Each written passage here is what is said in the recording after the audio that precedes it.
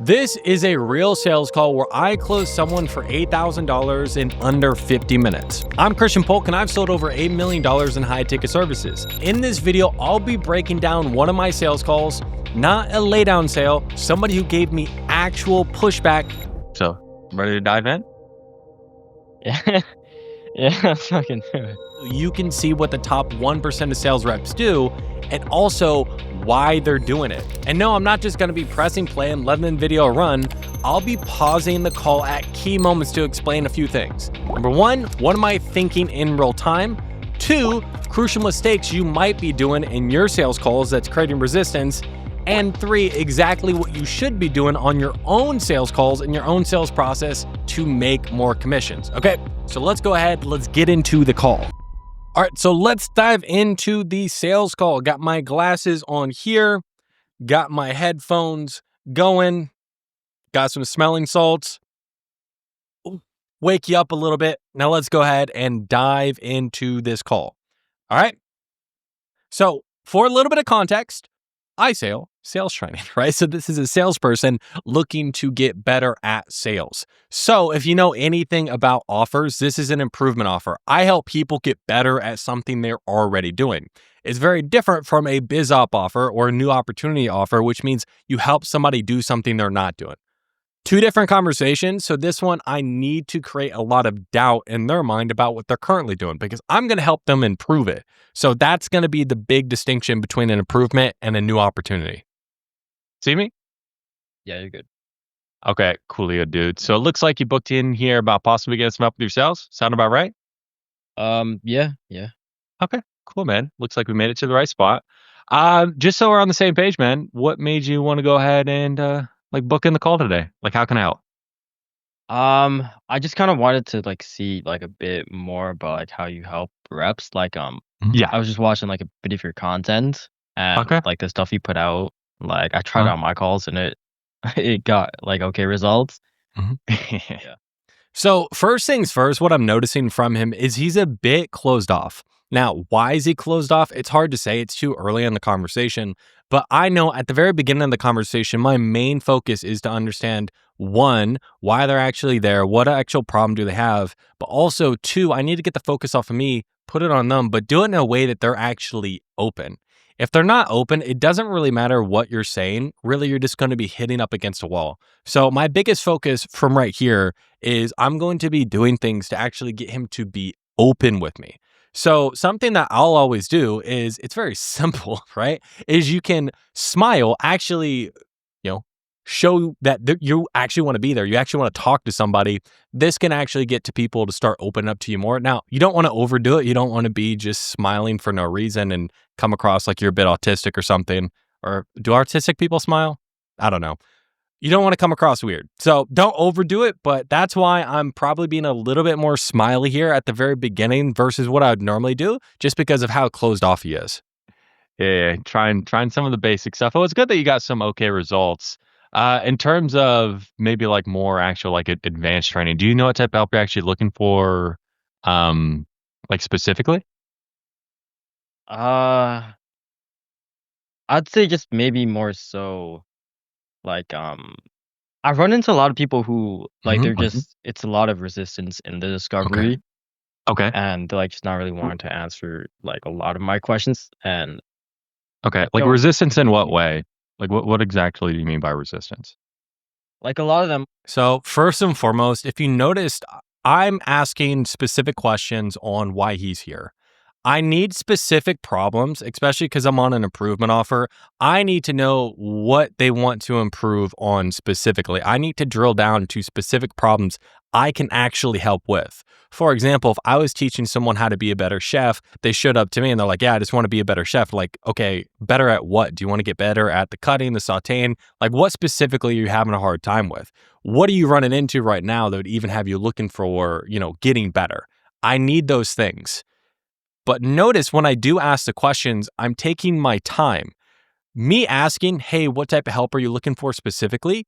I did not have to think about that question.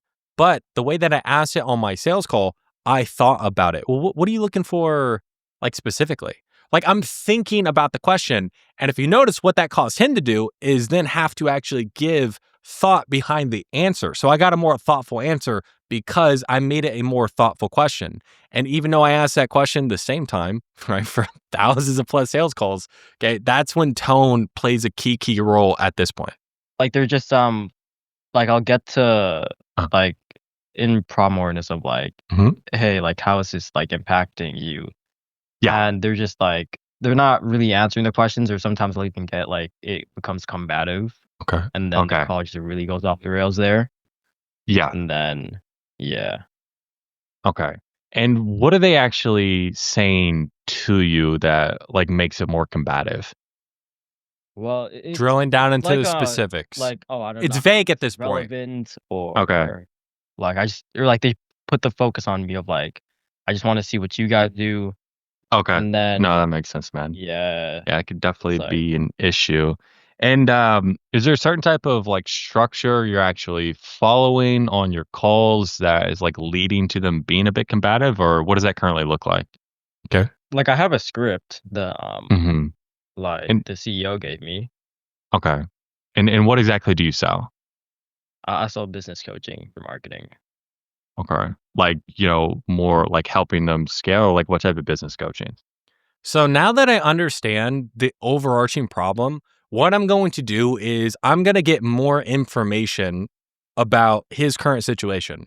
So typically, the reason why I'm not just going to dive right into the problem, and if you get the problem at the very beginning, when he's like, oh, well, they get a bit combative, if I just hop on that and my entire sales call is just based off of that without actually gathering the more information, like what is he actually selling? What other things is he running into? That might not be the real problem. Now, it might be the real problem, like who knows? But I need to get more of their situation. I'm diving into a situation right now. So that way I actually know where to start to probe in on. I know where I can start to probe in on his different problems or whatever it is that he's facing. So that's what I'm doing here. I'm just information gathering. Now that I got an overarching goal or problem, now I'm into the information gathering phase. Yeah, so we're helping them scale with paid ads. Okay. And how long have you been doing that for? I'm pretty new to the offer. It's, like, been a week or something. Okay, so we're fresh into it, man. So what caused you just to go with the CEO's script?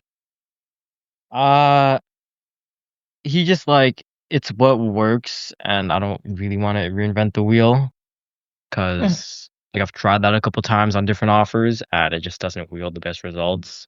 Okay. So So so we're on this new offer then, and we're getting combative answers. So what do you feel like you might be, I don't know, maybe like saying on your calls, or maybe something you're not saying, or it could even just be how you're coming across in your tone that's causing these prospects to really get combative and really not answer your questions.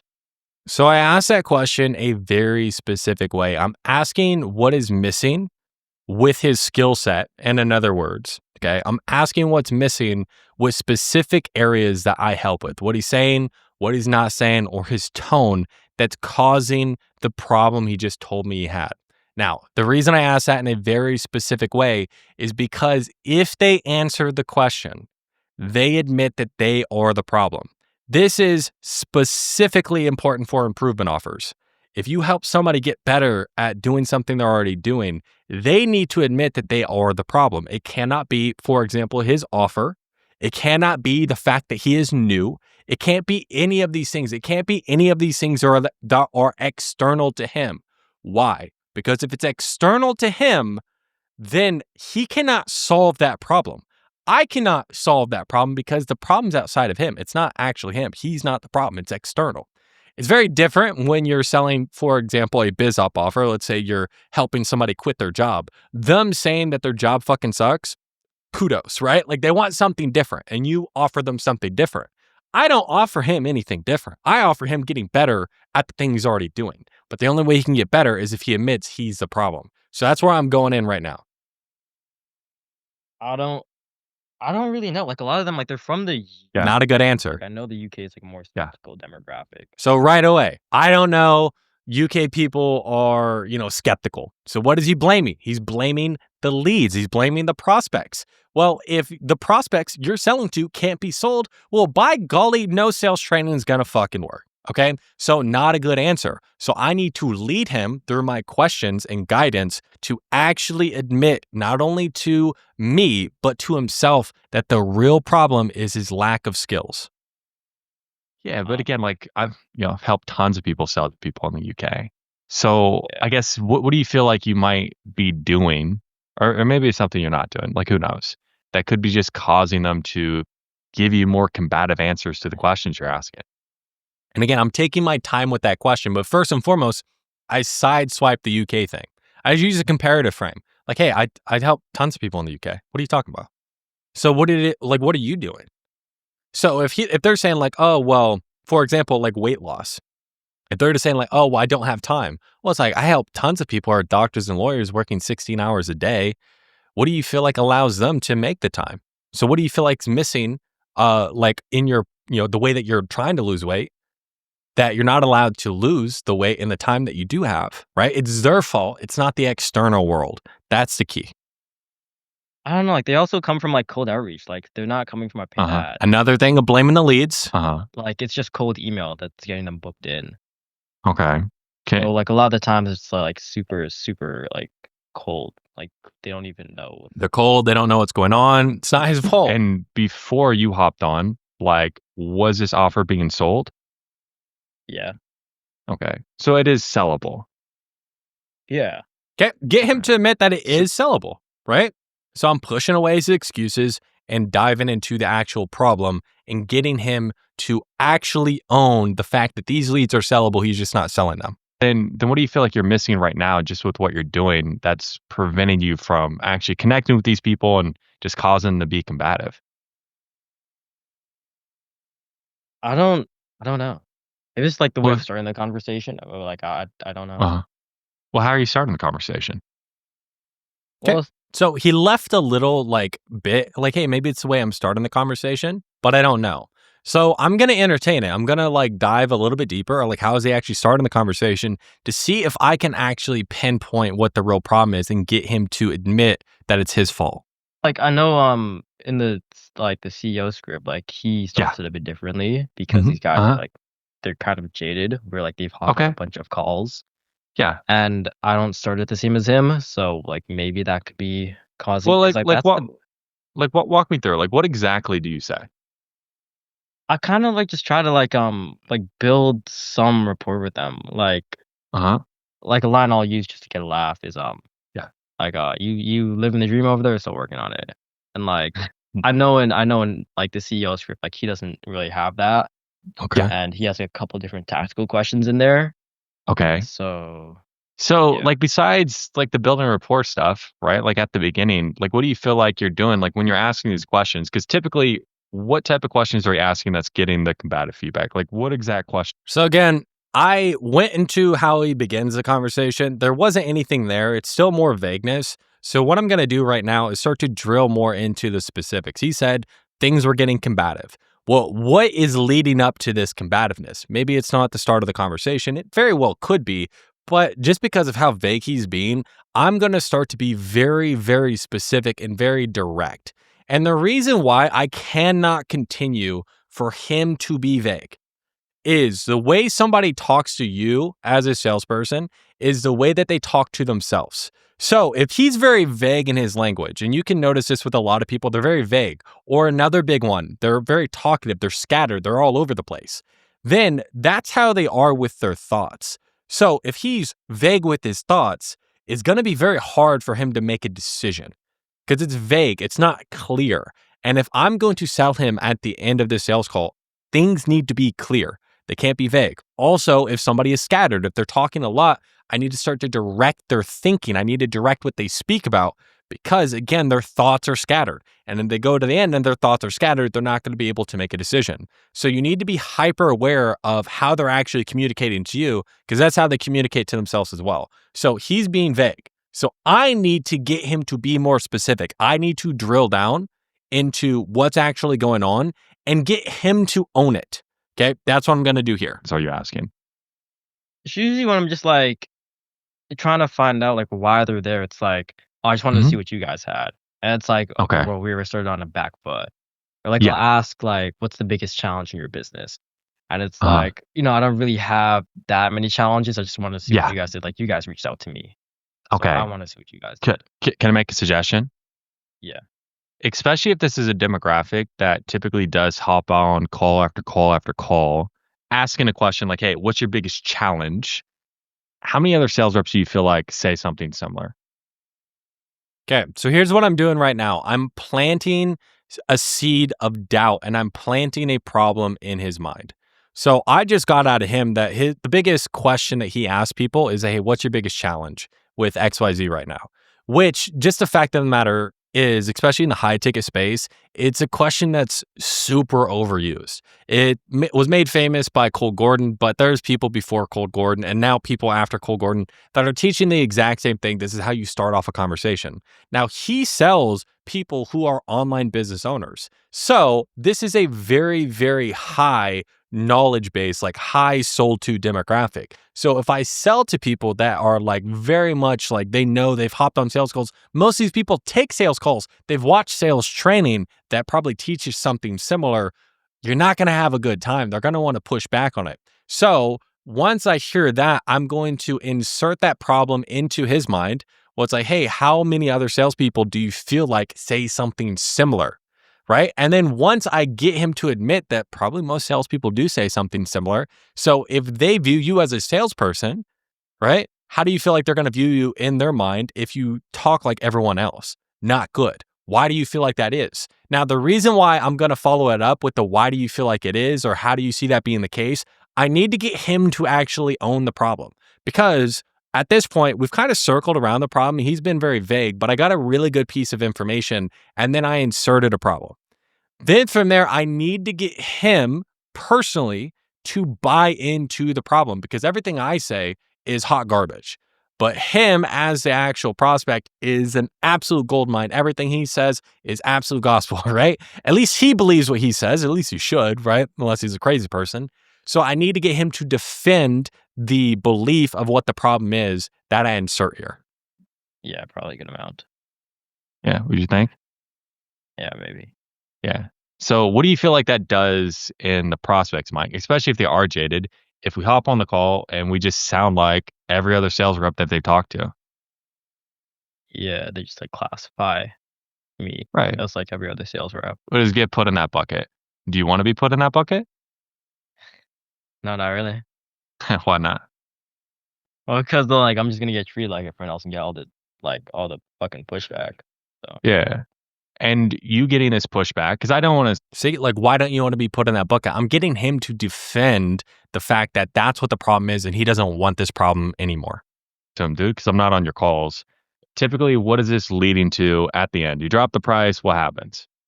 So now, after I got like, hey, what the really overarching problem is he doesn't know how to start a conversation and he's getting put in a salesperson box. Now I need to know, what is this actually causing? What are the specifics in his life that is causing him to feel that this is a problem? Because people don't just have problems, okay? For example, somebody's 500 pounds. Yes, the real problem is they're 500 pounds, but where is their pain? Their pain isn't the fact that they're 500 pounds.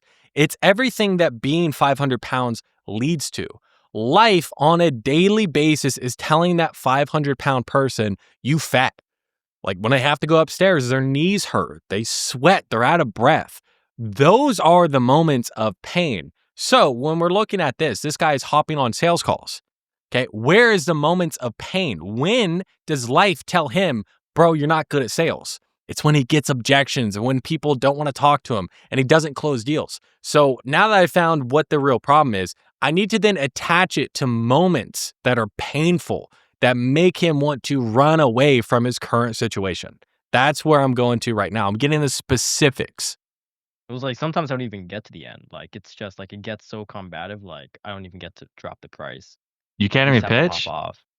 Like yeah, sometimes. But like other times Yeah. when I do get to pitch, it's like a half-assed presentation because like I knew I Okay. boxed the sale already because like of how Yeah. competitive it is and like how much rapport is broken. Well, how much sales are you losing right now because of that? I at least lost like 2 in like So now that I got a little bit more of the specifics, I'm going to start to quantify it. Okay. Something really, really simple you can always do is you can quantify the problem, turn their story into numbers or turn their numbers into stories, like whatever you get. Okay. You want to turn it into the other one. So, really easy things that you can quantify money. This is a make money offer. You can quantify time. Okay. How much time? What is them not having that time? What is that preventing them from doing? Money. How much money are you leaving on the table? What is that preventing you from doing? I'm going to quantify it. I want to turn this story, all these problems, I'm going to turn it into numbers. I'm going to make it more real, more tangible. After I got the specifics of he's just not able to pitch people, basically. This last week that I can remember Okay. just off the top of my Well, head. it's like at least 2. Like again, like how much is it really? Like you can be real with me, dude. Yeah, probably like 3 or like Okay. potentially. And this is something you should always do if people are wishy-washy. Do not accept their wishy-washy number as factual. So he goes, oh, maybe 2, right? He's not sure. It's like, hey, man, you could be real with me, right? A little pattern interrupt, a little bit of humor, then causes him to give you the real answer. So I need specifics out of him. I will just say in general, no offense to all the salespeople watching this, but salespeople are just notorious for bullshitting their numbers. So I need to make sure if he's giving me numbers, those are the real numbers. And this helps me stretch the numbers gap as well. It's going from losing 2 deals per week to 3 deals per week equals an extra 4 deals per month. And then let's just say it's an extra like $500 like per month. He's missing out on an extra $2,000 just because I caused him to clarify what the real number was. Now, it doesn't mean that I made a new sale that he lost every single week. It's just that he wasn't being honest with me. Now he's more open because I called him out on his bullshit. Because if you allow people to lie to you, just in any part of the conversation, the more we allow it, the more comfortable they are going to get in lying to you. So when you get to the end of the conversation, well, how do you know you're actually getting the real objection? And that's the reason you're running in circles because we haven't gotten to the truth. So if you do notice, and you have to trust your instincts on this, when somebody's not being truthful, just a quick, playful call out right here. You can be real with me, man. Okay. This is what allows you to call them out playfully, get to the real numbers. And it also nips in the butt any thought that they can just not be open, not be truthful, they can lie to you. But after the fact, the recordings. Okay. Well, it's like if we take a look, so we've been in a week and a half. Like how many actual sales calls did we get? In this last week, I had about 12 or so. Okay. So we had 12. Yeah. And of those 12, how many did we close? Again, getting specifics. When I was trying to push a little bit, still wasn't getting those specifics. So I'm going into the actual specifics. Now, he's been on this offer for like a week and a half. So it's not as detailed as somebody who's been on an offer longer, right? I would go back a few months, understand exactly how it's been for the past few months. I'll get the actual specifics here. But this one's a unique case because he's very new to an offer. Close one. Just one? Yeah. Oof. Okay. And if you notice that, yes, that is genuine. I'm like, bro, you just closed one your first week. But I allowed the emotion to come through. And what that does is that allows him to feel it. If I just accepted that as just like, oh, you just closed one and it's like, it's no big deal, then it really doesn't amplify how bad that is. Like closing 1 out of 12, right? Like just a shit close rate. So they should feel that is bad. And you don't want to overdo it. Okay. Like if you notice, I'm just subtle about it. I'm like, wait, you closed 1? Like I'm shocked. Like, oh shit, dude. Yeah, I can see why you need help. And then I'm moving on. I'm not going to draw a ton of attention to it. One problem that I do see some people have is you can definitely overdo it and then it can come across like it's a tactic. If I did this after every single thing that he told me, now I'm weird. Okay. But if I do it once in the entire sales call, now it's not a tactic. It's a genuine human reaction, which amplifies the pain. So you got to be careful of that. How many of those 12 are actually closable? Because I'm sure there's just some that just, there's nothing we could do. Yeah. I'd say like in the past week and a half, like 7, 8 were like closable. Okay. So like, let's say 8. So just this past like week and a half, just since we've been on this offer, we lost 7 deals. Does that sound right? Yeah. You don't sound too sure. Well, yeah, I mean, like some of it's like a new offer, so like there's a bit of a Yeah. ramp up period. So No, and I can appreciate that. But if we tell ourselves like, hey, there's a ramp up period, like where is going to be the urgency to actually change anything? So, a few things there. Number one, I get the numbers, and then I need his buy-in on the numbers. So, we've lost 7 out of 8 deals. Does that sound right? He doesn't sound sure about that. So, I'm not just going to move forward, even though he did say yes. I'm going to say, well, you don't seem too sure. The reason being is there's an underlying belief there. What was his underlying belief? Well, I'm really new on this offer. So what I'm going to do is I'm going to really go head on into that limiting belief of, if we tell us, if we tell ourselves, hey, I'm brand new on this offer, where's the urgency to actually change and get better? Right? You're giving yourself an excuse. That's basically what I'm telling him. Okay. So I need to dive into the actual belief, but I don't get that actual belief unless I get buy-in on the numbers, which you always need because it needs to be their numbers, not your numbers. And number two, when it doesn't actually sound like they're bought in, push back. You should not be fearful to be like, hey, man, you don't sound too sure. Because either they're going to do one of two things. Number one, they're going to correct their language. Oh, no, I am sure that is right. Or number two, they're going to tell you an objection, a belief like he did right here, so you can actually handle it. Much better I get this right now in the discovery versus I get this 20 minutes later after I drop the price. There's much more fear. And then I built this entire momentum with this underlying belief that's been undercutting the entire sales call. Okay. So I need to address it right away. yeah, that's a good point. Yeah. Why is it a good point? Okay. I need to get him to defend it. Because yeah, like if I feel like that's like the excuse of like a ramp up period, I guess. Yeah. Do you want to give yourself an excuse? No. Okay. So be real with me, dude. Yeah. Okay. So it's like we lost 7 deals. Like, would you agree? Yeah. Okay. Now I got buy-in and What is move a deal forward. actually worth to you? I'm sure it varies, but it's like ballpark. What does a deal actually bring in commission wise? Typically like $300. Okay. So it's like $300 per deal. Okay. Yeah. So if we times 7 times 300.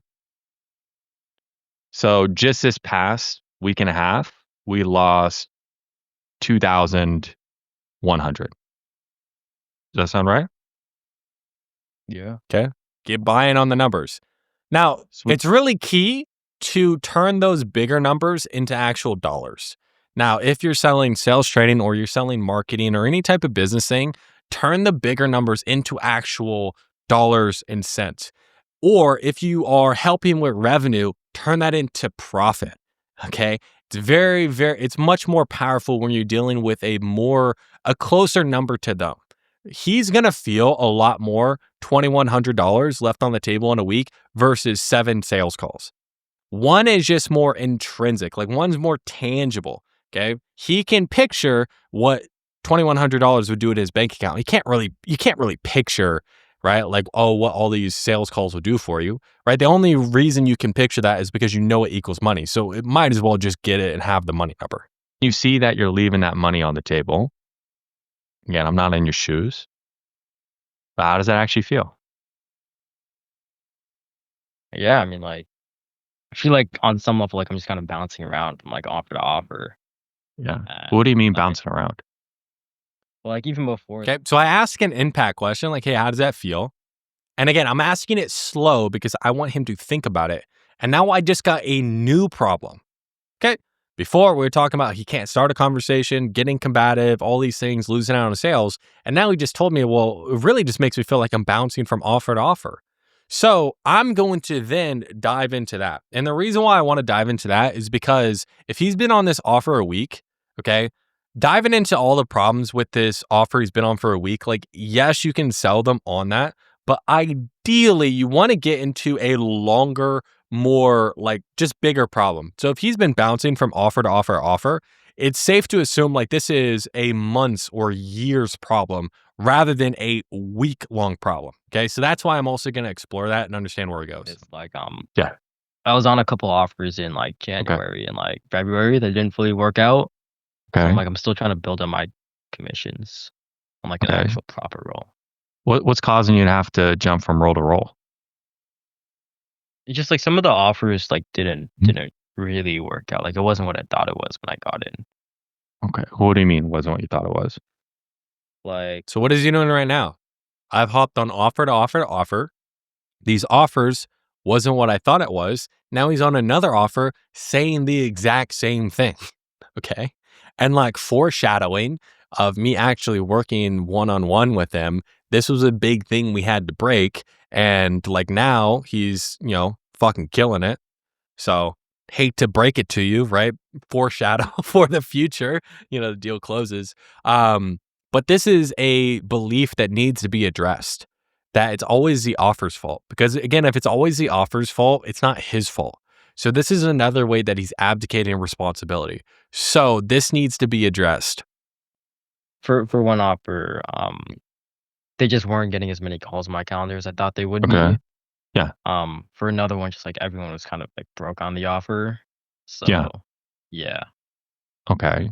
And do you feel like if you had the skill level where you can close a majority of people that you're talking to, you would have to jump from offer to offer to offer? I'm like, no, maybe not. Why not?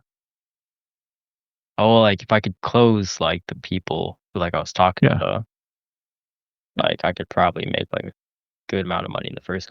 So he just admitted if he had the skill set, he wouldn't have had to jump from offer to offer to offer, right? So I just sideswiped that it's the offer's fault because I got him to admit that, well, if I had the skill, I wouldn't need to do that. Couple weeks. Okay. So it's like, be real with me, man. The fact that you've had to jump from offer to offer to offer, leaving this money on the table, at least over 2,000. Like, how does that actually feel? Yeah, like it kind of fucking sucks because In what way? yeah, because like I'm gonna be moving out soon, Yeah. so like I need all the like just cash I can spare because I don't even know what my living expenses are gonna be in like a few months. So Yeah. So is it something that you're willing to like settle for, having to keep on jumping from offer to offer to offer because we don't have the skill set? no, like I don't really want to be like one of those reps who like offer hops. Yeah. Why don't you want to be one of those reps? Because you could be. Most are. Because like most of them like they don't have like a stable income and Yeah. like So right now, what I'm doing is I'm starting to create an identity to separate who he is now as one of those people who hop from offer to offer to offer versus a person who he needs to be. Okay. I'll dive into more of the identity later, but I'm planting the seeds like right away. Typically, I'm going to do this in problem. yeah, like they're just yeah, like their income's like all over the place. Yeah. But besides just wanting a stable income, I guess like what's the main reason you'd be looking for, I don't know, like outside help to actually help you streamline this process so you can actually make more rather than just continue to hope and pray, you figure all this stuff out on your own. Well, because like I don't really have like a bunch of guidance when it comes to my So, what I'm doing there is I'm getting rid of the next best solution. So, the next best solution for him and for most people is doing absolutely nothing. Just try to figure it out on your own. Just try to do more YouTube. Just try to hope and pray. All this stuff just figures it out. Okay. So, I'm getting him to admit that him doing that ultimately is not going to get him to his goal. current but like I'm the first rep on their team. Uh-huh. The CEO is always busy, like he's in a different time zone. Yeah. So yeah, I don't want to just kind of like trial and error. Okay. And for you, maybe let's have a better understanding. What does a stable income actually look like? So, now I'm getting a baseline of like That would what make he it work wants. for you. Yeah, like I'm in Canada, so the conversion rate Canadians, bro. from USD to Canadian is funny, Yeah, it's pretty but shit, right? um, I'd say like 5K USD would be a pretty good stable income. Okay. Just that I could probably live off myself. Well, are we So, first and foremost, not a good income goal if I'm going to ask him for 8K, right? Just generally speaking. So, I need to push that. So, like here, 5K USD, I need to raise that. are we just shooting for something that's just pretty good, or like what are we actually looking to make? Well, I mean, like my dad makes like 8K a month Canadian, Yeah. and like he's doing pretty good with that. Yeah, and I can definitely appreciate like, your dad makes that amount. Can I make a suggestion on that? Yeah. So like, I make what my dad makes in a year and a month, right? I'm not saying that to like poo poo my dad. Like I love my dad, Yeah. but do I want to compare myself to him when it comes to the income I'm looking to make? Nah, I guess not. Why not? Okay, so what am I doing there is I'm changing really the meaning of him, what he's comparing himself to. Because he's saying my dad makes this type of money, so if I make this type of money, it would probably be pretty good. And then I just compare what's like, hey, like I make what my dad makes in a year and a month, right? Which is true. And it just comes down to if I was comparing myself to my dad and I love my dad with all my heart, the only reason I'm in the position I'm in is because of sacrifices he made. But if I was ever going to reach this level, I could never compare myself to the amount of money he made. Okay. So I'm really getting him to buy into that belief and then map it on for himself. If he wants something great, he has to compare it to people who are so much further ahead that will cause him to push. That's the belief I need him to adopt. Well, cause like, yeah, like my goals are my goals. Yeah. So be real with me, dude. Like, okay, 5K, it's pretty good, but do we want to shoot for pretty good? Or do we actually want to hit some real numbers? No, the real number that like I would want to hit is probably like 15K in like the Okay. next few months. Like, I feel like And that's a I good milestone to and win. I appreciate you want to hit that, but do you need to hit that? So this has now came up twice. It's the word I want to. Okay. So again, just like I was talking about before, the way that they talk to you is the way they talk to themselves. I want is more of a wish. I want to be at the beach right now, but I'm here making this YouTube video at like 10:30 at night in Vietnam, right? Because I need to make this video to give you guys some sweet, sweet, hot sales content. Okay. So it's like want is a wish. If it's convenient, then you'll get it. A need is you'll do whatever it takes. So this is now the second time it's come up. So typically, maybe the first time I'll let it slide, but if it comes up 2 times, which it did now in pretty close connection, it needs to be addressed. And the reason why I won't let it go on any further is because the longer he talks like this, the more comfortable he's going to be talking like this. The more he uses want, the more comfortable he's going to be using just saying the word want. So it's going to be harder and harder to actually shift the way that he speaks. So the earlier I get to it, right, this is the second time, the easier it is to actually get him to shift a want to a need. Okay. I want him to use more definite language.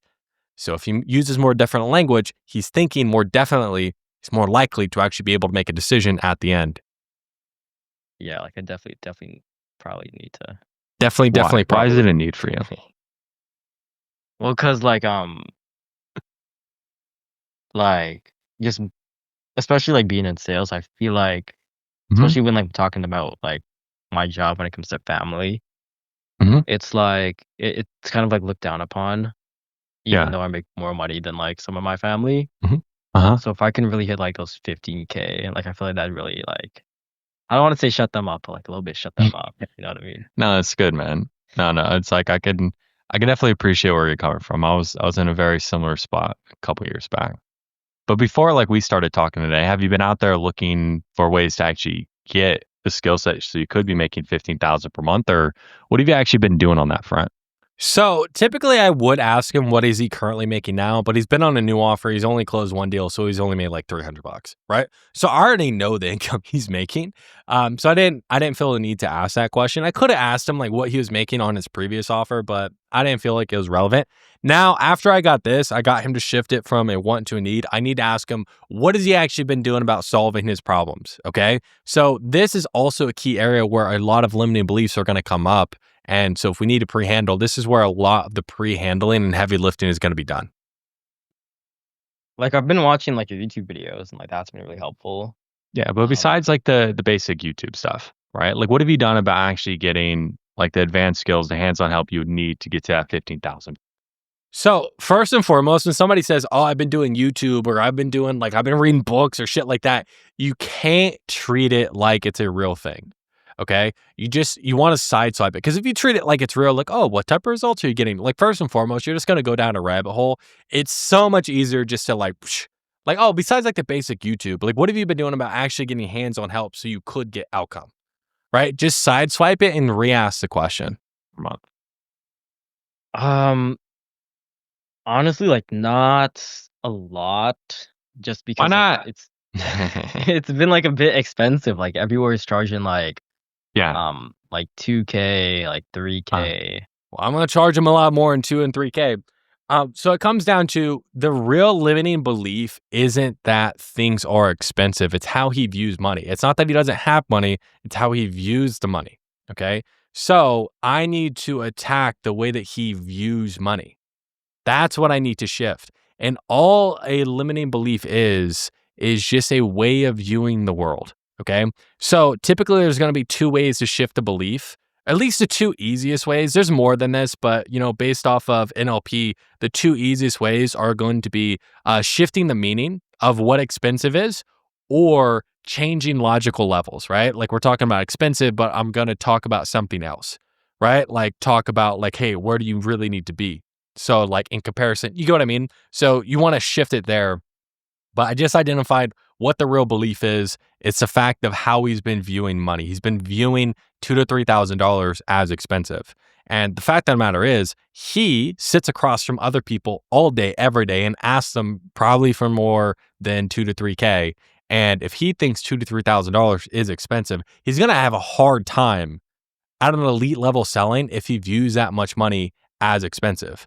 Okay. Now, he, at this point, right, like after we've worked together, just a couple days ago, he had a 5K or more than 5K in a day that he was able to make, right? Because he had to shift the way that he was viewing money. But in this sales call, I need to shift the way he's viewing money and get him to admit that the way that he's viewing money actually isn't going to help him if he wants to be making 15K per month.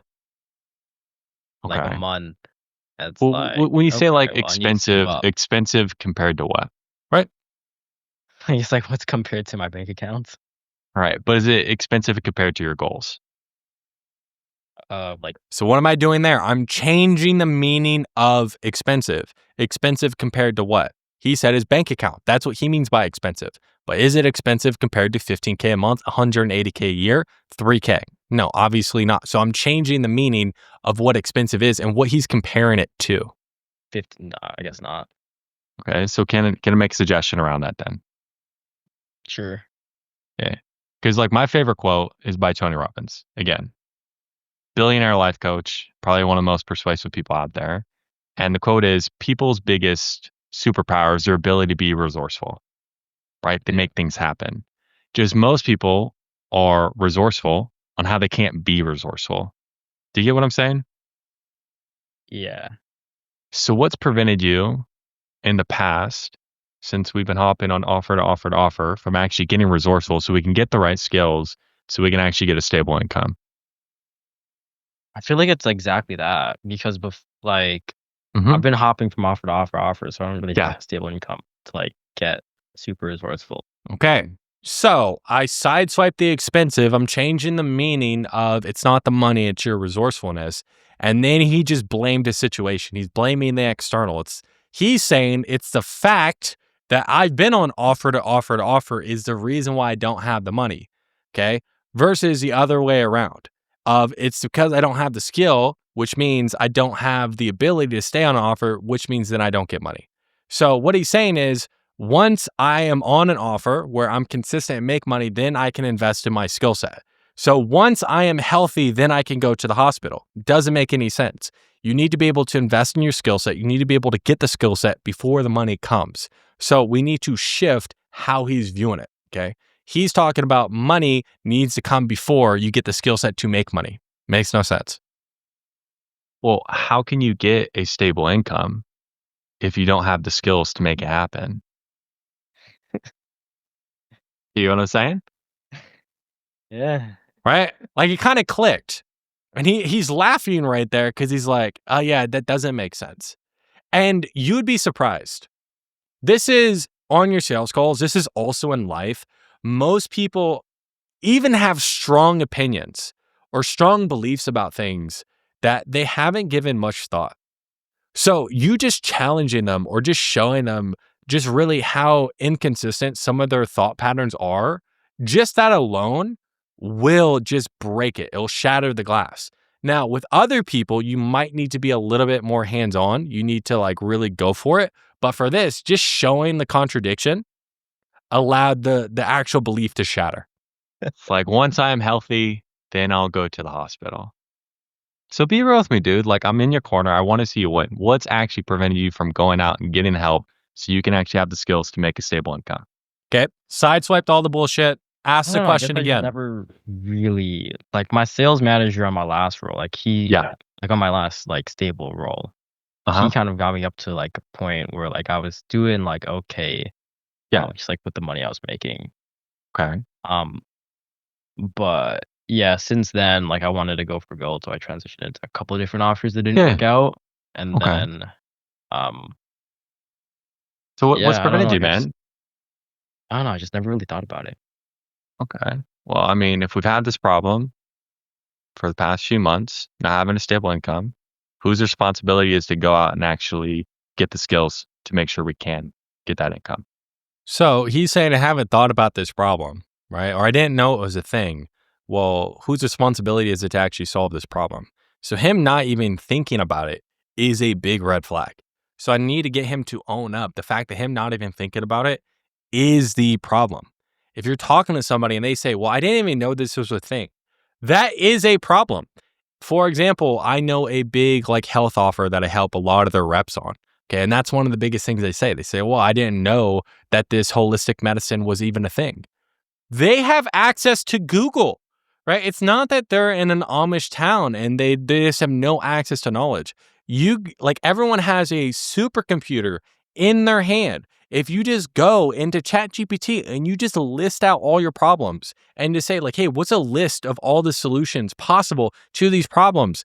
It will pop up. There is absolutely none, no excuse for not knowing something is a thing. Knowledge is all around you. We don't live in the fucking dark ages. You have access to Google.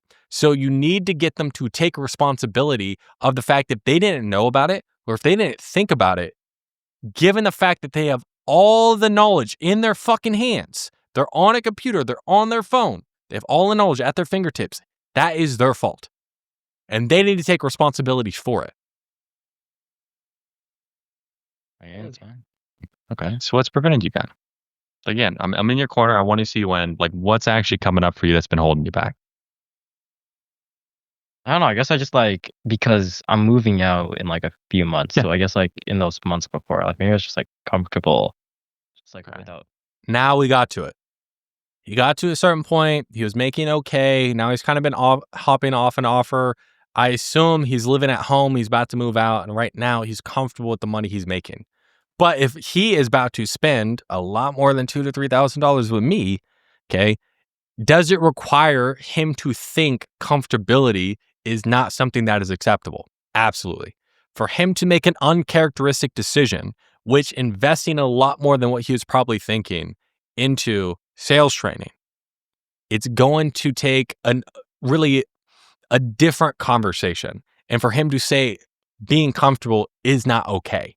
So he can't make the same type of actions that got him here. And the actions that got him here was being comfortable. What I was making, like I was making like 6K or so my last couple roles. So like that was kind of comfortable for like with like where I was at. So where do you feel like that belief comes from? Like being comfortable, even though we're not stable or we're not at our actual goal? Right? Why are you comfortable? Maybe it's just like procrastination. Yeah. Why are you comfortable not at your goal? Why are you comfortable not being stable? Why are you comfortable in an uncomfortable situation? That's basically what I'm asking here. Yeah. I knew I have to do something, but like for me, like oftentimes I feel like I just have to like wait till I get like into like a shitty situation to do something about it.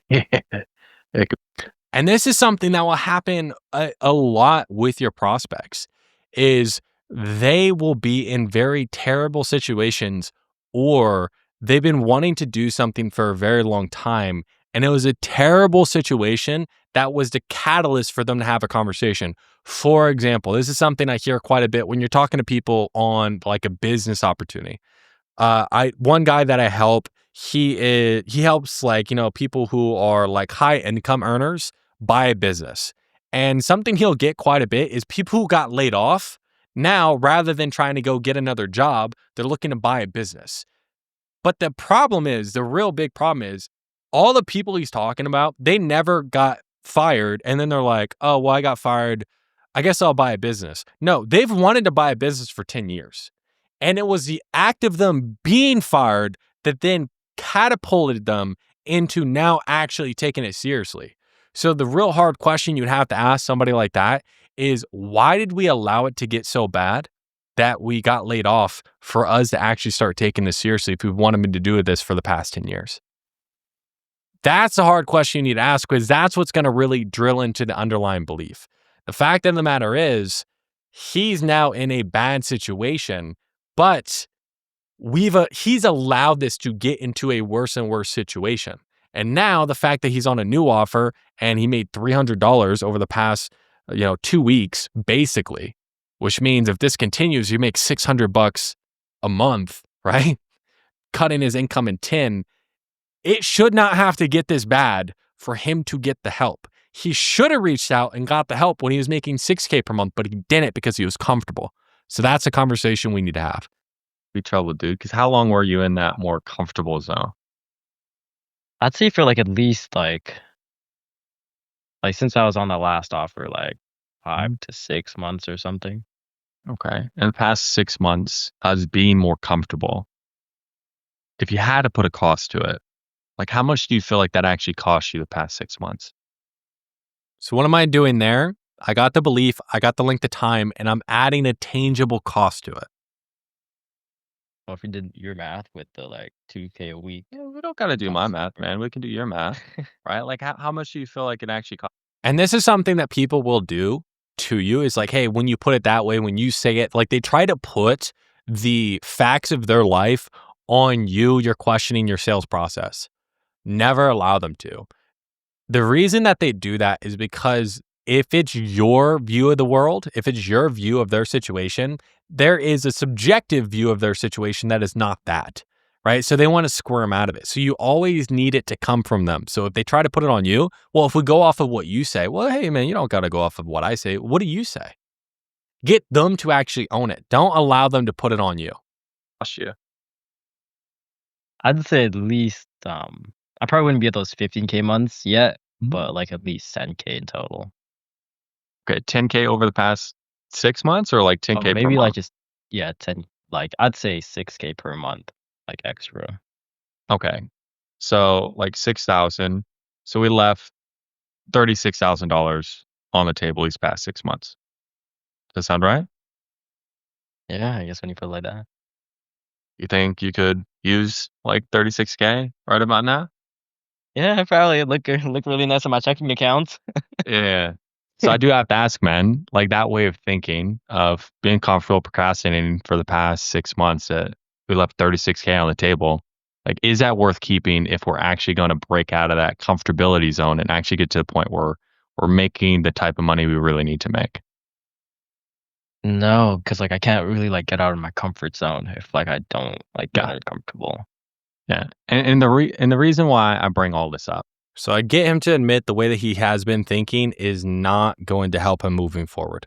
Now, typically, because again, I'm 20 minutes into this, so this discovery is taking a bit longer, but it's just because there was a lot of just shit that I had to deal with until I got to this point. Most of the time, I'm at this point in the conversation 12 minutes in, 15 minutes at the very latest.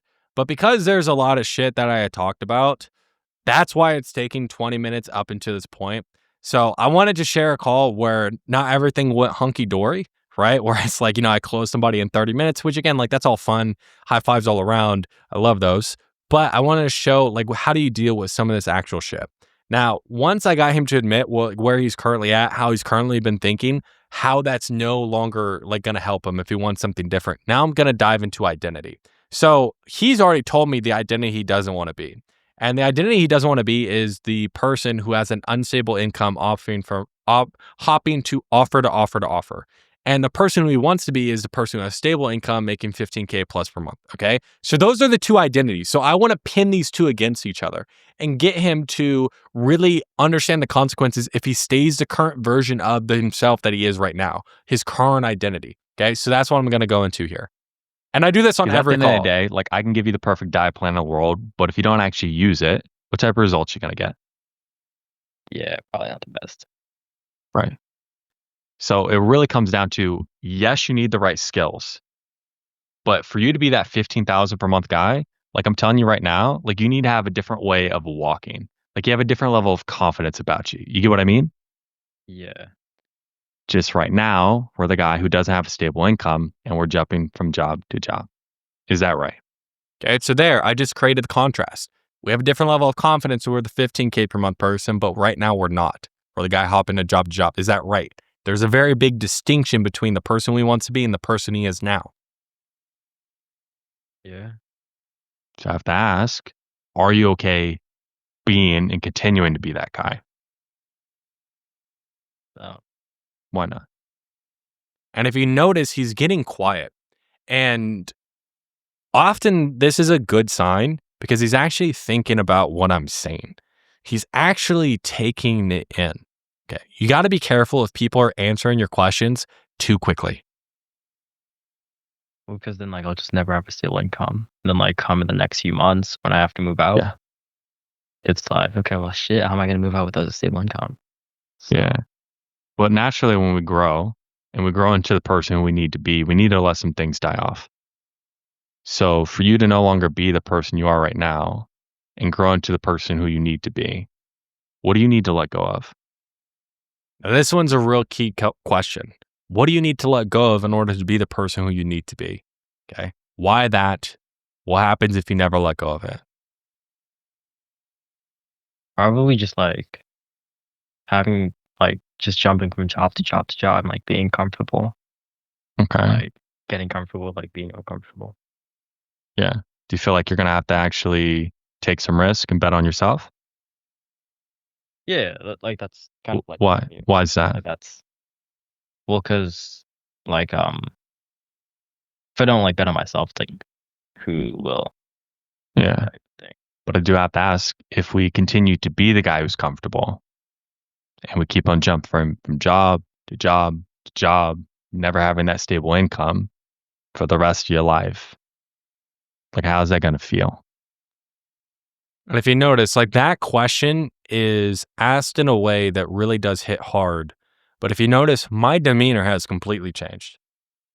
So I generally speaking, when I'm on my sales calls, I'm like, I'm smiley, I'll joke around, at least at the very beginning. But once we start talking about the serious stuff, I'm deadly serious.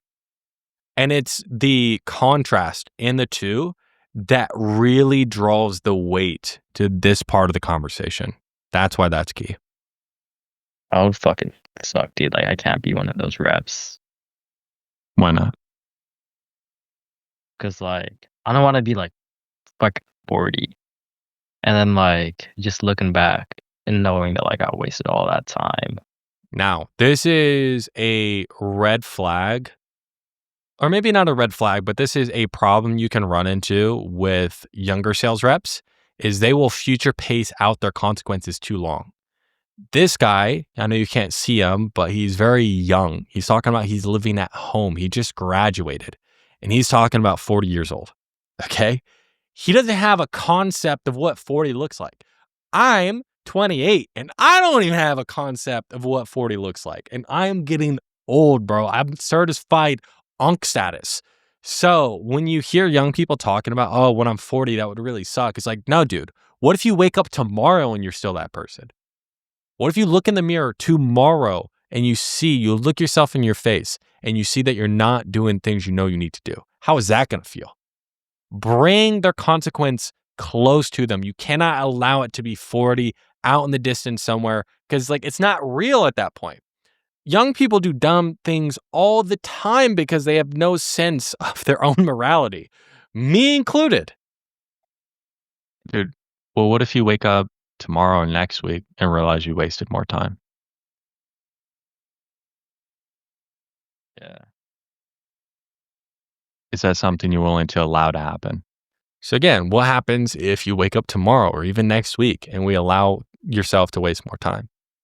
Now, I probably should have just actually got him to answer the question. I moved forward a little bit too quick here. Okay. We can all improve. But that's what I'm doing. I'm bringing the consequence more back to what's going on right now, not 40. We're not talking about when you're 40, bro. We're talking about tomorrow. We're talking about next week. We're talking about the fact that you made $300 in a week, dude. Okay. That's what we're talking about. Okay. So help me understand, man, right? What does 15K actually do for you? Because at the end of the day, it's just a number. Okay. Now at this point, I'm numbers understanding on the like screen. what it actually It does for him. really has to come down to what those numbers actually do. We need to So at this point, I've gotten a limiting belief. I tied up the identity frame, got a really good identity consequence, created that urgency. But now I need to understand like future pace, like what it actually does for him. Okay. I need to understand what his goals are, consequence, and then I'm going to present. attach a Y to that number. So that way we start running as quick as possible. So 15K, what difference each and every month that hitting your bank account does that actually make for you? Probably just like that peace of mind. Well, what do you mean knowing peace of mind? Like just knowing that like I'm good. Like I Yeah. can like cover my things. Okay. Well, what things? So if you notice here, there's a shift in how I am presenting myself. I push my mic forward and I actually lean forward. I'm more interested in what he has to say. So we just got done having a pretty hard conversation. So I need to shift how I'm talking to get him to be more open about his goals. Because most people, just in general, just in life, most people cannot be open about their goals because if you're outwardly ambitious to most people who are average, right? That's just what the average person is. That's why average is average. Most people are average, right? Just is what it is. So it's basically like crabs in a bucket. They pull you down. So most ambitious people are not outwardly ambitious, outwardly optimistic about their goals. They don't talk to people about them. So I need to be a place that he can talk about his goals. And the only way I can do that is if I show him through my body language and through my tone that I actually care what the fuck he's saying. So I lean forward. And if you notice, like I'm a little bit lighter in my voice. Okay. That will cause him to be open. Now, if I'm like that the entire call, there's no shift. It's a shift in tonality that really creates what's going on. It's the acceleration. It draws attention to this. If I'm lean forward and I'm like super light in my voice, then that's just how I am. But if I'm only doing it in specific times, I'm showing him subconsciously that I'm more interested in what he has to say at this point, and I'm allowing him to dream. Like just When he's cover moving like, out. yeah, like that's the big thing. Like just cover my Mhm. expenses, whatever pops up. Yeah. Yeah, just like whatever like pops up or like little bumps Yeah. in the road. Like just knowing that like I've got it under control. Yeah. Is there a certain like area you're looking to move to? So right now he's like, okay, I want to move out. I want to make sure I have it, but I need to take this because it's pretty, up in the air. It's vague. Again, like he's pretty vague in his language still. I need to make it more certain. So I've gotten him to be more certain on what his problems is, what his limiting beliefs are. Now I need to get him certain on his future, what he wants. This again will make him want to run faster to it when he's more certain. I cannot have him be vague. Like, paint me the picture, man. Like, Um, what does moving out actually look like? I'd say like just moving into like an apartment, cause Okay. like I want to go down to Toronto. Okay. Um, and What like apartments cost there? probably a fucking lot. Like probably 2, 3, 4K. Okay. So let's just say in the middle, like 3K, so like per month. Do you want to be just like a hermit, just living in your apartment, never talking to anybody, not having a car? Like, what are you like? Paint me a picture. Like, what else do you actually want, man? Yeah. I'll Causing him to probably get get a more car. I'm not specific. really like a car guy though. Yeah. What do you want? Something nice, or do you like I'd say like girls? any. So again, he's a bit closed off, right? So I'm getting him to be open and actually giving him permission to dream. So if you notice, I insert a little bit of humor there. Yeah, I'd say to be honest, when it comes to the car, I'd say like anything with Yeah. 4 wheels. Like I'll do fine with a fucking Toyota. Yeah, well, it's like, are you trying to attract a girl? Yeah, Do you think they're just fine with like anything with four wheels, or maybe we might need something a little nicer? Yeah, probably something a little nicer. Right. And this is something that you can do a lot of the time with like younger men. Okay. It's like, like doing this to younger women probably is not going to make any sense because they don't buy cars to attract people of the opposite sex. So you can push their standards up because you know it aligns with the bigger goal of like they probably want to, get a girlfriend, get a wife, get married, blah, blah, blah, blah, blah. It's like the fact of the matter is like, yes, I like cars personally, but like the fact of the matter is I got my Jaguar because I like sports cars and I know girls would, it would look more impressive. You get what I mean? You know what I mean? So it's not just because of mine, it's for like, the status of it too. That's why a lot of men buy things. So being able to push what actually he wants, this is really something I would only really do this with younger guys, okay? But most other people other than younger guys do have a better understanding of what they actually want. Okay. You will run into some older people who don't have that much of an understanding of what their goals are, but most older people have at least thought about this more. So I'm really just pushing and trying to pull more out of him specifically. I'm causing him to think. Like, what would you be thinking, right? Like, it doesn't have to be lavish, but like, if you had a picture in your mind, like, what does that ideal, like, car, apartment, all that stuff actually look like? Like, like the ideal, like when it comes to the ideal apartment, like I want something that's like nice. Like you go into some stupid Mm. people's like houses and like all fucked up and like it's a super Yeah. small condominium that's super confined. So I want something that's like at least spacious and looks modern. Okay. So then it's probably something closer to like the 4K per month then. Okay. So I'm pushing what his ideal lifestyle actually looks like. Yeah, maybe. Yeah. Okay. Um, And then like for the car, right? Like, let's just say something pretty modest, maybe anywhere from like 800 to 1,000 a month. yeah, Okay. probably. Okay. Then at that, like other living expenses, maybe an extra 1,000, but it's like you can do that with like 6K, right? Like making sure everything's taken care of just with that. Yeah. So what is the extra for? Like, what does it actually do for you? Yeah. Yeah. I guess that's for like just anything that like could potentially happen with my family because like my parents Mm-hmm. they're So up until this point, like it's all been about like him and just getting the basics down. But most people can live a pretty good life on like 5 to 6K a month if they are a single dude, right? So there needs to be a reason outside of that. There needs to be a reason other than just having a nice apartment and a nice car that he wants to make more than 6K per month. He wants to make 15K per month because he said 15K per month. So I'm trying to pull out like what are those deeper reasons? And right here is going to go into his family. going through like a bit of a rough time now. So Oh, like it like I don't know what that would look like for them. It's just making sure Yeah. that like I can support like my mom if she like ends up like going the other way. So going the other way. So, if you notice right there, he said something really, really interesting that most people are not going to say in the conversation. He goes, something's there for her in case she goes the other way. That's a very interesting thing for him to say. So, whenever you hear something that's like, that's interesting, I don't hear that often, you always need to explore it. And this one, it was go the other way. Okay. Then, like, somebody's going to die. Like, what's actually going on right there? That's where a lot of the juice is. yeah, just like divorce wise. So Okay. Yeah. Not dying, divorce. just making sure like I could have that covered if like it does come to that point. Yeah. I don't know if it will. I mean, you taking that responsibility on yourself just to make sure the people you care about are just taken care of. Like what does that do for you personally? It's just like because I before I got into sales full time, I ran like an agency.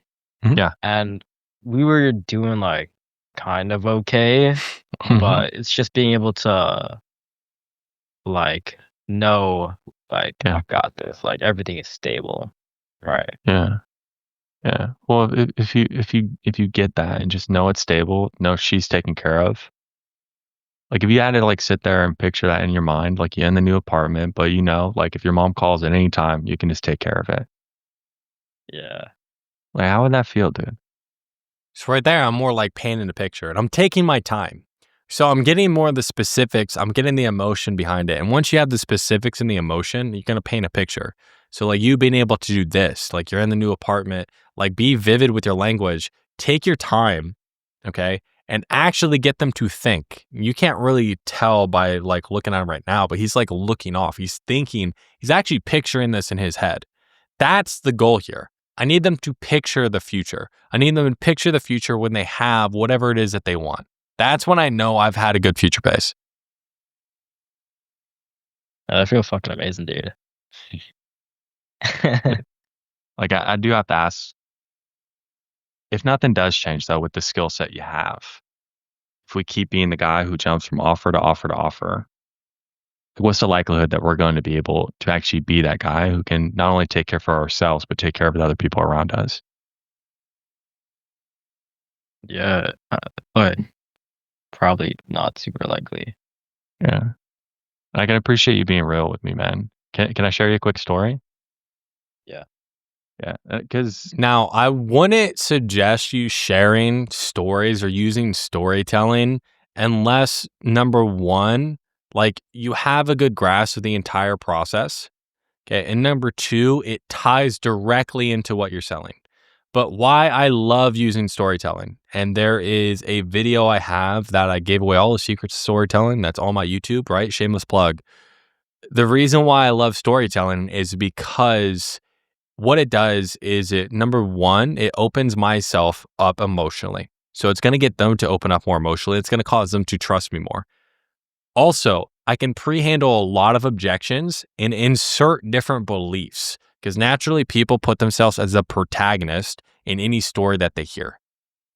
And then number three, I get a much better answer out of consequence. So that's why I love storytelling. It's an absolute cheat code. I don't see a lot of people teach it, but it's one thing to where, again, if you want to close at a very, very high level, which I'm all about, right? I want to close everyone I'm talking to. Storytelling is one of those cheat codes that really allows you to basically, just shortcut a lot of the things, shortcut a lot of the objections. like I can relate a lot of where you're coming from. Because like when I first got into sales, I was pretty much in the exact same position. I would have some good months, some bad months. It was super up and down. It wasn't stable at all.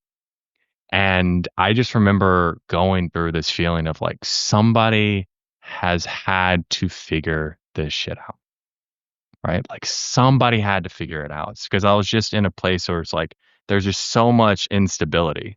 Like I was just not certain about anything.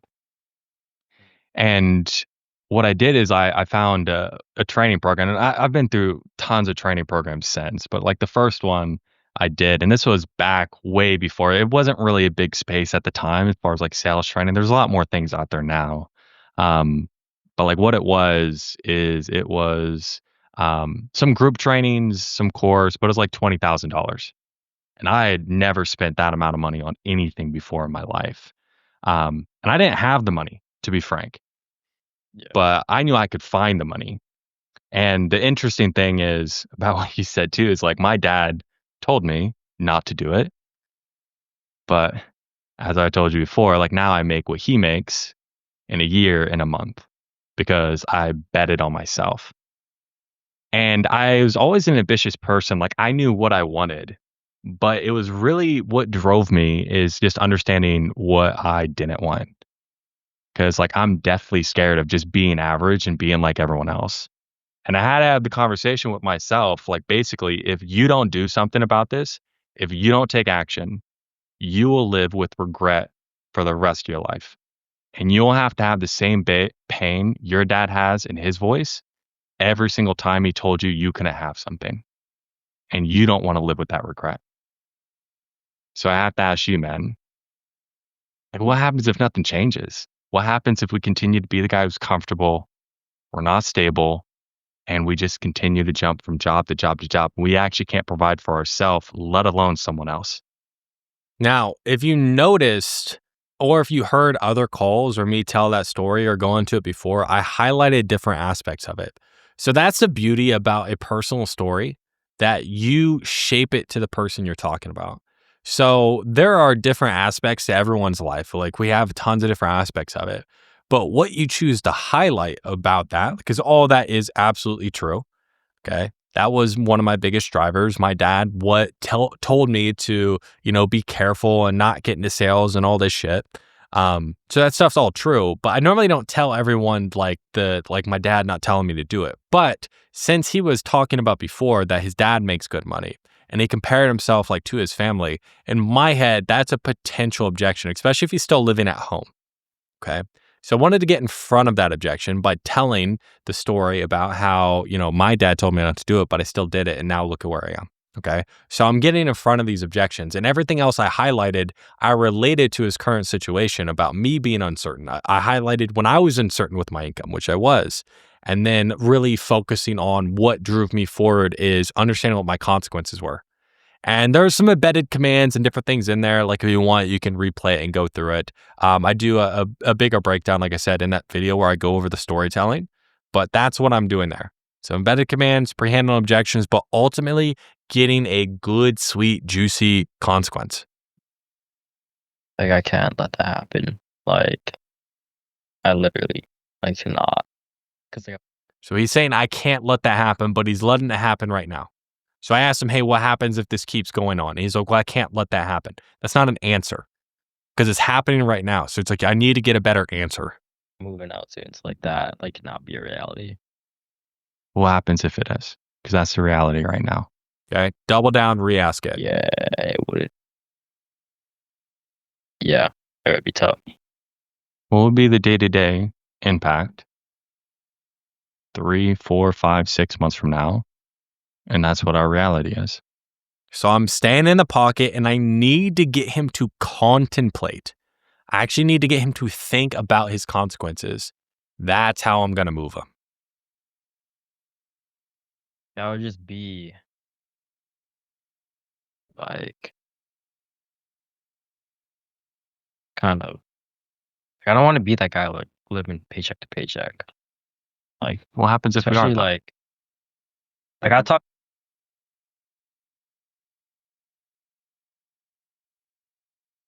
to people like every day, like I live in paycheck to paycheck, and it's like I don't want to be like in that same position. Yeah. And I could definitely appreciate like we don't want to be there, and I'm not questioning your willingness, but we have to understand. So again, he said, I don't want to be there, but he's there right now, right? He still didn't answer the question. That's on the path. That's the path we're on now. So what happens if we continue to go down that path? Yeah, it would not. Like, I don't want it to get to a point where like I might have to get back in. Okay. What would happen if that did happen?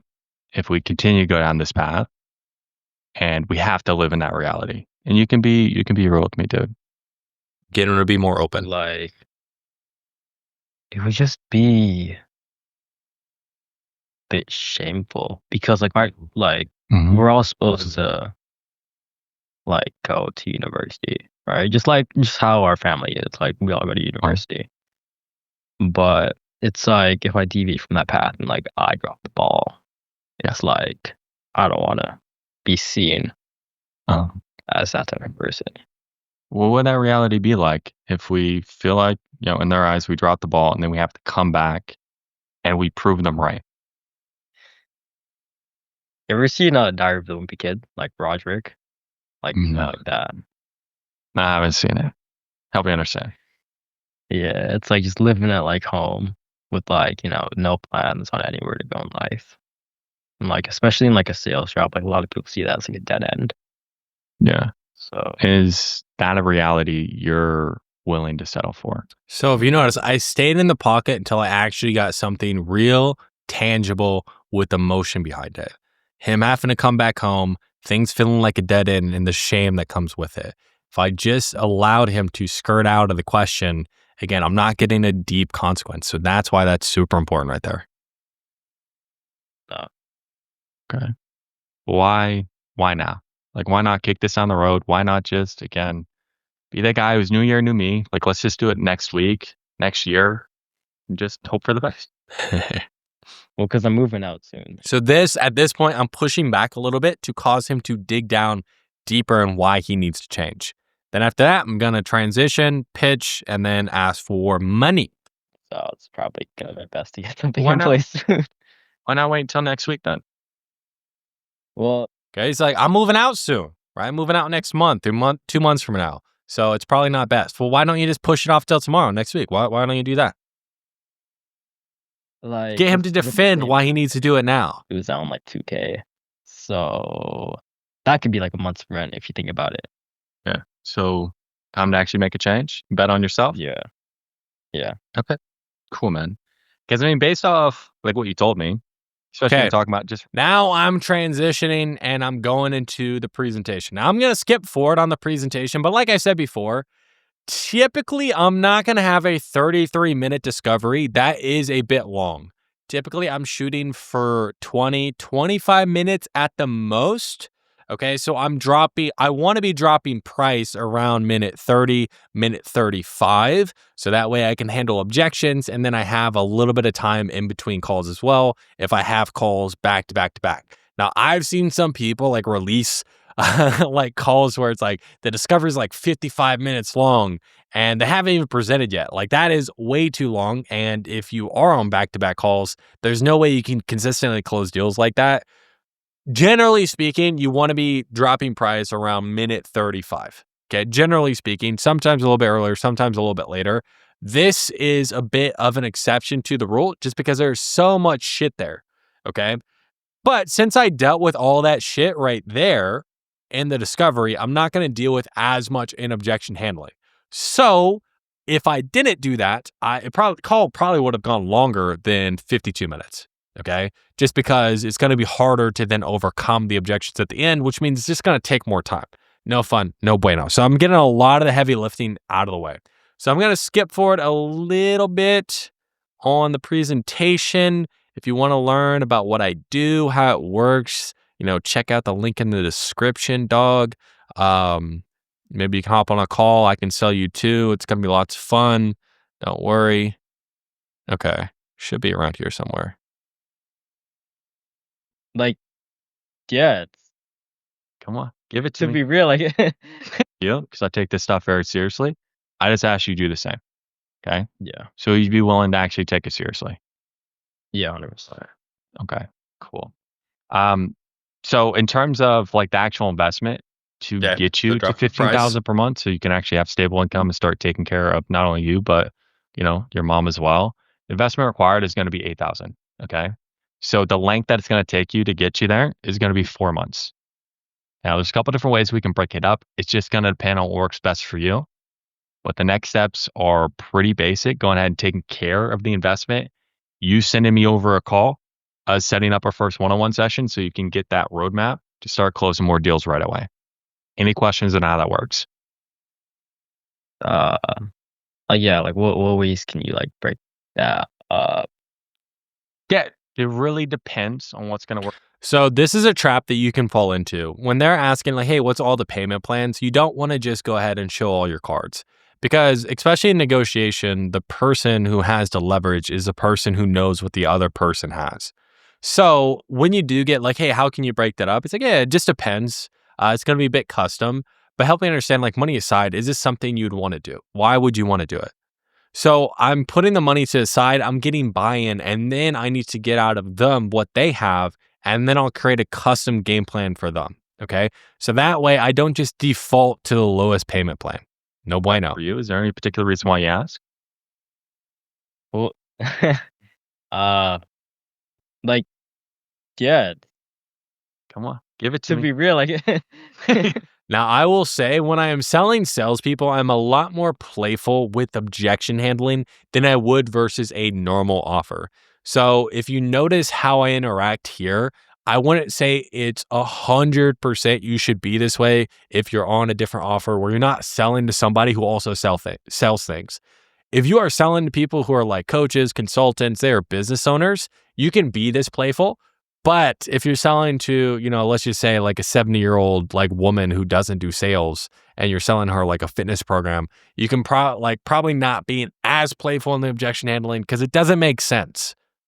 Tell me the objection. Come on. like it's a lot of money if I'm being real. Okay, cool. We got a money objection. Sound right? Yeah. Okay. Do you get money objections? Yeah. Do you want me? Now, the way I handle this is specifically for selling sales training. Now, if I wasn't selling sales training, I would say, okay, money aside, would you go ahead and do this? Yes, why? But since I am actually helping him learn how to overcome money objections, the fact that he is giving an objection that he himself cannot overcome is a problem. So do you want to learn how to overcome that objection, right? You get what I mean? So I'm breaking the fourth wall here, and I'm really tying the fact that the reason he gets objections is because he gives objections. This really only works when the person you're selling to also sells shit. So don't do this to the little old granny who's selling a fitness program, right? Do this to like salespeople. You can do this coaches, consultants, some business owners. Okay. To show you how to overcome that? Sure. Okay, cool. So I'll just walk you through it. Okay, we can role play real quick. I'll be the sales guy. Okay, you be the prospect. Yeah. So let's just run through. So Okay. money aside, would you do it? Yeah. Why would you do it though? Well, cause like I think like it would definitely like get me to like the point where like I know like if I come in and I do the work, I can Mhm. get to that point where I'm making 15K a month. Okay, but why actually invest in yourself to get to 15,000 per month? Because that's the real why. So that's the why that I need. The real tangible emotional why. Not why would you do the program because the program sounds great. No, why would you do the program? Because I need to provide for my family.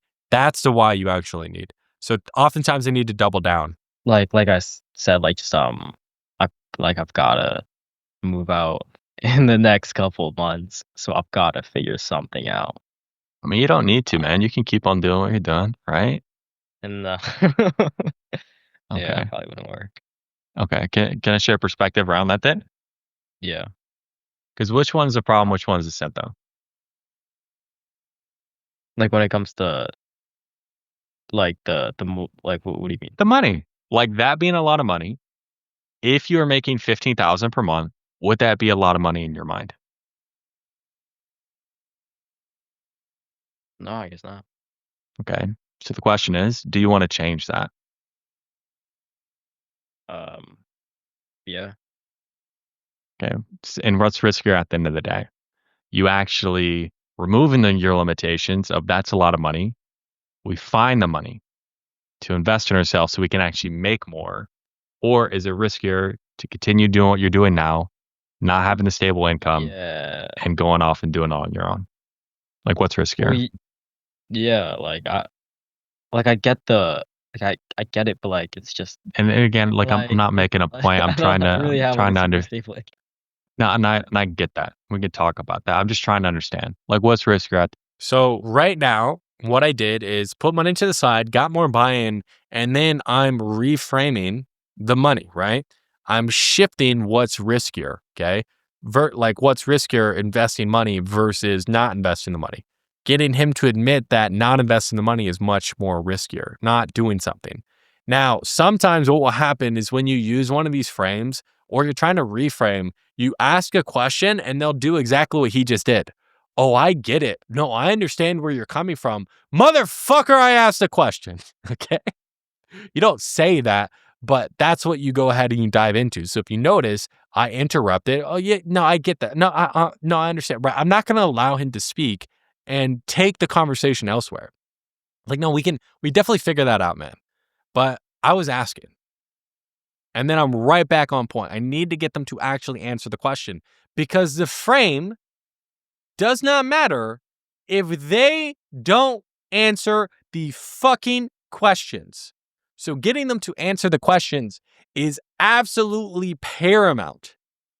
Any type of frame, any type of reframe, any type of objection handling. If you allow them to not answer the question, they're going to get more and more comfortable just not answering the question, and you're going to get absolutely nowhere. So if you notice in discovery, I got him to answer the questions. Now, in objection handling, I'm getting him to answer the questions.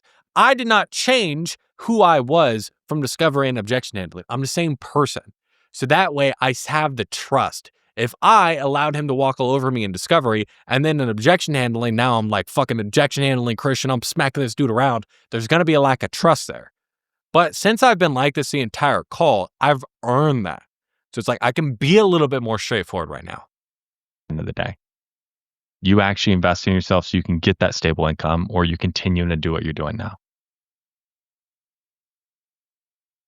Yeah, like the second one, Why? but it's like, Why is it though?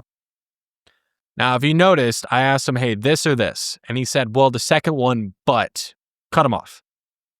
Why?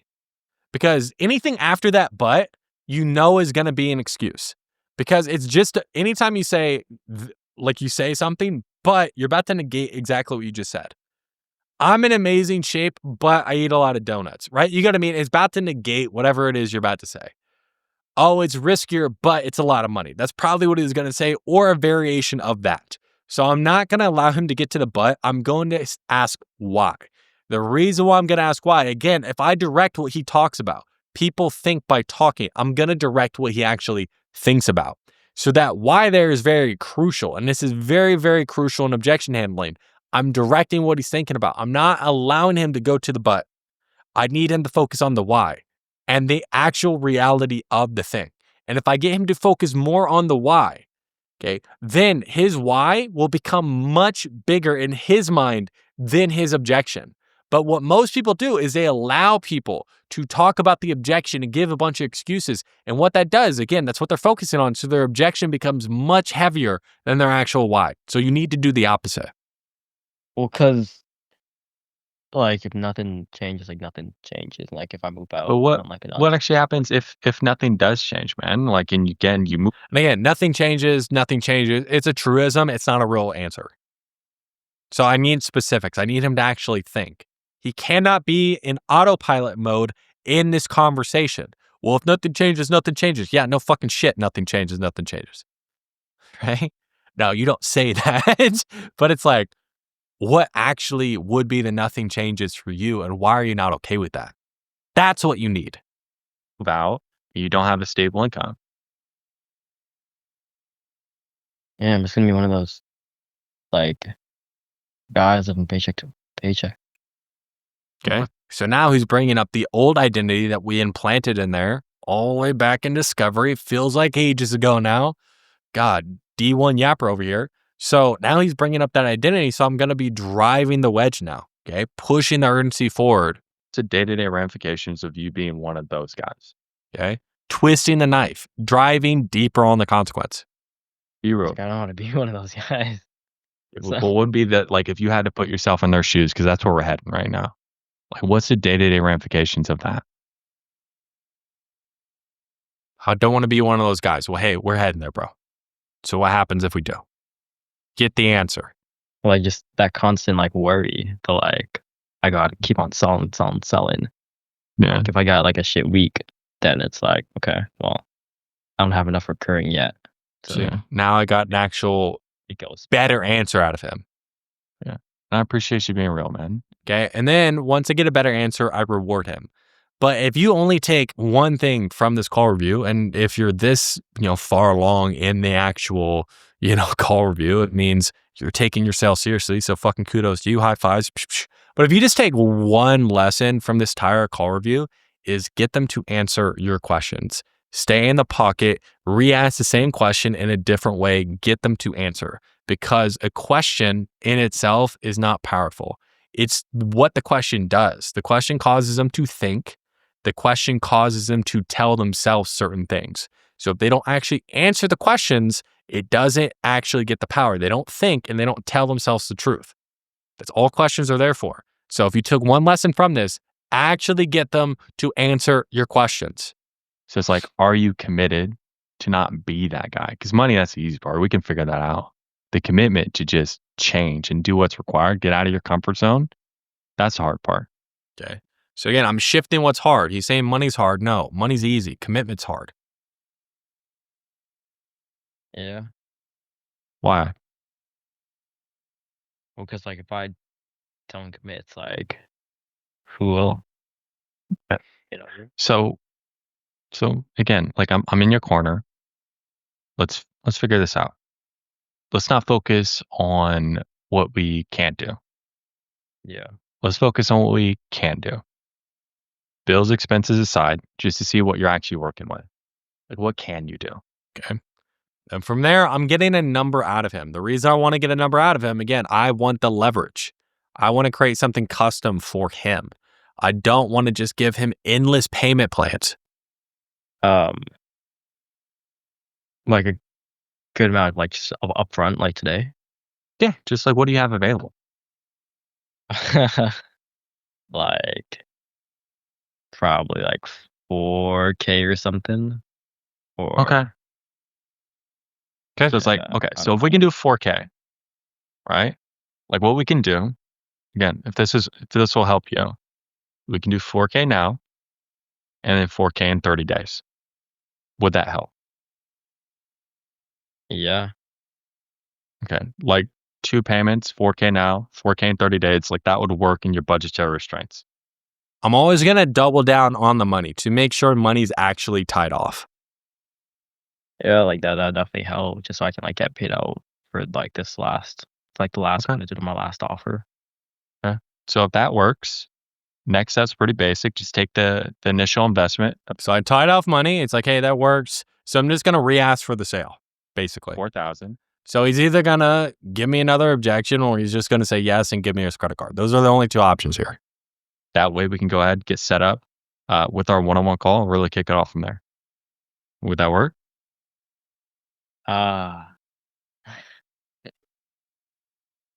Like it's still like a All good right. chunk of change, dude. Now I get like right now we got 2 options. Okay. We can either go for it or you can give another objection. Which one is it going to be? Okay. And again, since I'm selling sales training, I'm selling salespeople, I'm a bit more playful. Part of the reason why I do this selling sales training as well is because I can have so much fun. I am so much better than you at sales. I can make you laugh while twisting you up into all these pretzels and all these knots and still get you to buy. That's how better I am than you at sales. So on one level, it allows me to break the fourth wall and just twist all their brain into knots, and then also shows them how good I am at what I do. Okay, so in a sense, that also sells it. I wouldn't say this on any other offer but sales training, but it's fun when you can do it. Dude, like I haven't spent this much money before. I guess we're going with option 2 it is. All right. Okay. No, I get it, man. And I don't want to say that it's So now that we tied off money, the next thing is just going to be fear of taking the change or fear of making the change, fear of just taking the leap. So I'm going to go right into the most easy breezy fear reframe I have, which is the ABCs of money. So the ABCs of fear, excuse me. So A, get them to admit that they're fearful. B, get them to befriend the fear. And C, get them to convert the meaning of the fear. So that's what I'm going to do here. It's a real easy breezy frame. You can really use it on anybody, any type of offer that you're on. Super, super easy and simple to actually get people to overcome their own fear objections. it's scary, but it's kind of scary in a way. Like if this is the first time you invest, like actually just invest in yourself and diving in. Like, wouldn't you Yeah. agree? And I say that very specifically. I don't want to say scary, but it's scary. The reason I say it like that is because it softens it. Some people don't like the word or you saying that they're scared. It's like, I don't want to say it's scary, but it's kind of scary in a way, right? And then like I speed it up at the end, they're more likely to buy into it. Okay. So that is just a way to increase the level of compliance and get them to admit that they're fearful. Yeah. And like I'm here to tell you again, like I would also say if you use other words like nerves or a bit of fear or something along those lines, I would still use the same terminology. I don't want to say it's a bit of nerves, but it's a bit of nerves, right? You'll get much more buy-in from people because what will happen is half the time they're going to like, no, it's not nerves, it's this, right? They just disagree with you just because, again, it was a little bit too like hardline. being in your shoes before, right? Like having to invest quite a bit more. Actually, my first time, like I get it. And I'm not going to take that away from you. But the feeling you're feeling right now of like, oh, like this is a lot of money, it's exactly what you're supposed to feel. because we've been in our comfort zone and now we're getting outside of our comfort zone.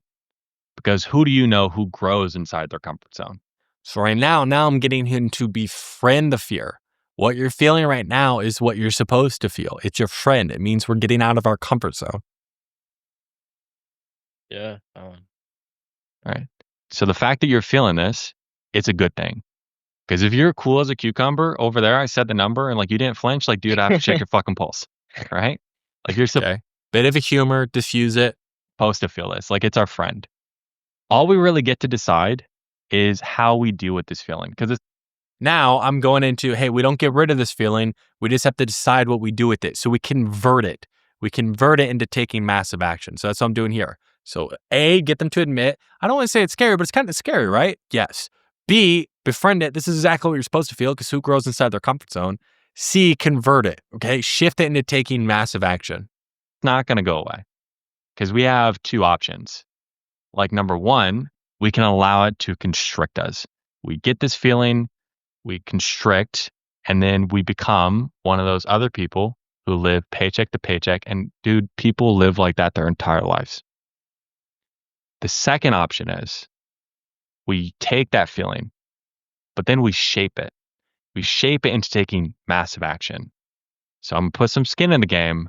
Now this has to work. I'll make it work. Which one of those options would you rather do? Allow it to constrict you or shape it into taking massive action? Yeah, like shape it. What if you don't? Like, what if we get this feeling we're feeling right now and we hunker down and we allow it to constrict us? So once we get the buy-in, typically I'm going to ask a why question to have them dig a little bit deeper. Seems like I skipped that, right? Poo-poo, old Christian, right? This was about 8 months ago, 9 months ago. Chilling in Miami. Oh, what I would give to be back in Miami right now. Okay. But after I get the why, I give him a binary option. Would you rather want it this or this? Why? What if you don't? Consequence to see you tie off the loop. I skipped the why. I don't know why I did that. Sometimes, I just be in the flow of shit. But if you want to be optimal, you ask them why. And then the consequence is really what ties it all in. Yeah, like it'd probably just be like I don't want to like have to jump from like offer to offer, like Yeah. on this offer. Yeah. Because like they have a good like thing like I actually like. Yeah. Like a good product I actually like. And it's like I don't That's want good, to man. So what happens if we allow it to constrict us? Yeah, I just like would it be in a place where I could probably move out comfortably? Like, are we willing to allow that to happen? No. Okay. So who do we need to actually be right now to be that person who can actually make the stable income? Person who bets on themselves or the person who gets constricted? Yeah, the person who bets on themselves, probably. Probably. Okay. Ambiguous language, pushing back on it. I get it, dude. And he's right there on the edge. So I'm just giving a little bit of encouragement. It's okay. Yeah. Like, what do I got to do? I know, like you were saying, like tell them not to constrict you. So, ready to dive in? Yeah. Yeah, fucking do it. Yeah. You sure? Yeah. Yeah, I mean, yeah, let's fucking do it. Okay. Then he went ahead, he hopped on board. Now he just had an update where he's the number one person on his team, closing 47%. He's on his way to hitting over 20K per month. And I told him if he hits 20K per month, I'll fly him out here to Vietnam. We'll probably go to Ho Chi Minh City. So all's well that ends well. So if you found this helpful, go ahead, leave a like down below, drop a comment, and if you want to get sold, if you want to hop on a sales call, or if you want any potential help from me to work on with you one-on-one like I did with this gentleman here, go ahead, check out the link in the description. But if not, then I'll see you on the next video.